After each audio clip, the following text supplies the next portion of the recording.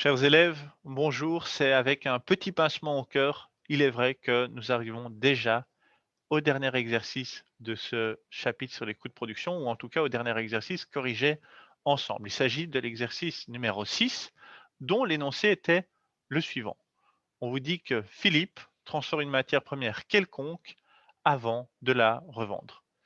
Il en vend 20 000 unités par an et on vous donne le détail du prix d'achat qui est de 100 euros pièce et de divers frais de fonctionnement comme la main-d'œuvre, les camionnettes, les machines, les frais de secrétariat, les factures énergétiques, la publicité et les frais divers qui sont à la fois dans votre cours et à la fois à l'écran.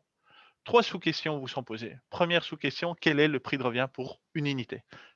Deuxième sous-question, à quel prix faudra-t-il vendre pour faire 20% de bénéfice?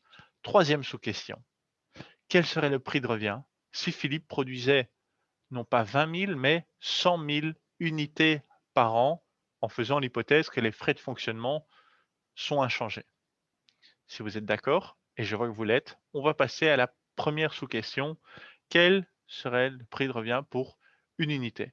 On se souvient que le prix de revient est égal au prix d'achat plus les frais de fonctionnement, mais cette formule ne nous sera pas encore utile à ce stade. Pourquoi?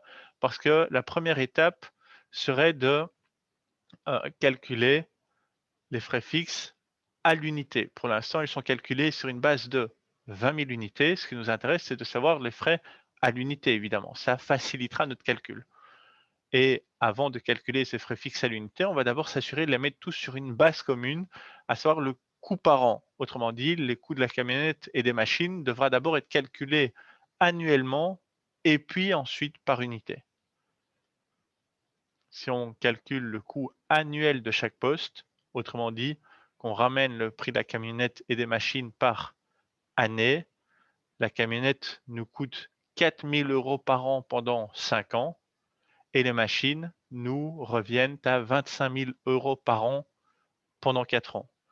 On va travailler avec ces nouvelles données et calculer l'ensemble de ces frais fixes qui sont surlignés en jaune à l'unité.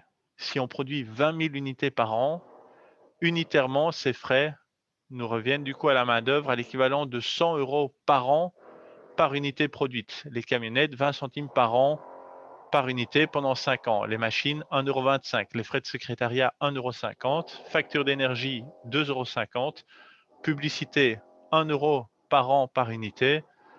Et les frais divers de l'ordre de 15 euros. Donc on vient de calculer les frais fixes à l'unité, sous l'hypothèse que 20 000 unités sont produites. Déterminer le prix de revient sur base de ce tableau, à présent, est un jeu d'enfant, puisque ça revient à faire la somme du prix d'achat, 100 euros, plus les frais de fonctionnement, à savoir 100 plus 20 centimes, plus 1,25 € plus 1,50 €, plus 2,50 €, plus 1 euro, plus 15 euros. Oui, ça fait 221,45 €. Félicitations.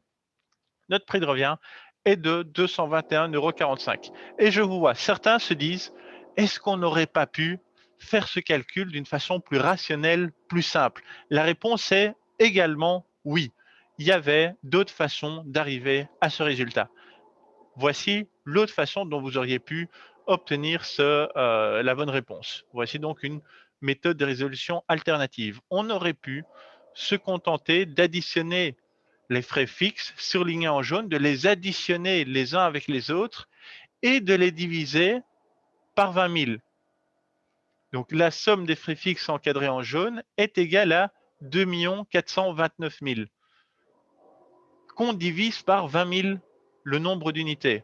Et on fait donc le prix d'achat 100 euros plus la totalité des frais de fonctionnement divisé par 20 000 est également égal à 221,45 €. Le monde est bien fait. J'espère que cette partie-ci est claire pour vous. Vous verrez que cette méthode alternative a des avantages certains pour la suite de la résolution de l'exercice. Donc, n'hésitez pas vraiment à comprendre ce que j'ai fait. J'ai essayé de mettre des codes couleurs également à l'écran pour vous aider à mieux comprendre si ce n'est pas déjà le cas. Je me permets de passer au point B. Le point B, à quel prix faudra-t-il vendre pour faire 20% de bénéfice? On va repartir du prix de revient qui était égal à 221,45 €. on va l'augmenter de 20%. Donc 221,45 € fois 1 plus 20%. 1 plus 1%, c'est égal à 1,20. 221,45 € fois 1,2 est égal à 265,74 €.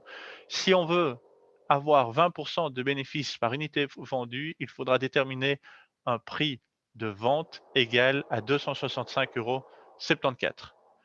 Sous-question C. Quel serait le prix de revient pour Philippe si, du jour au lendemain, il arrive à non plus produire que 20 000 unités, mais bien à en produire 100 000 unités par an en faisant une hypothèse majeure, celle que les frais fixes sont inchangés. Et c'est absolument crucial dans le raisonnement et dans la réponse. On vous dit donc que c'est au niveau des frais fixes que cela va avoir un impact majeur.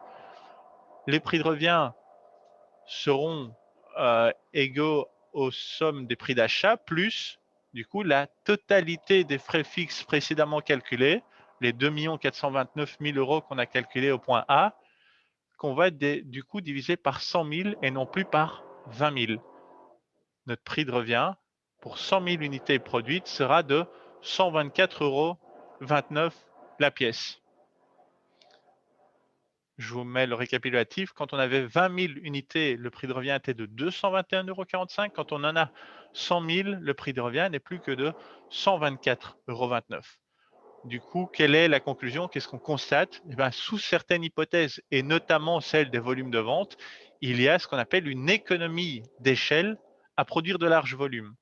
À produire de larges volumes, c'est vraiment à produire beaucoup, notamment car les frais fixes sont alors amortis sur un plus grand nombre d'unités, ce qui nous permet d'être plus compétitifs.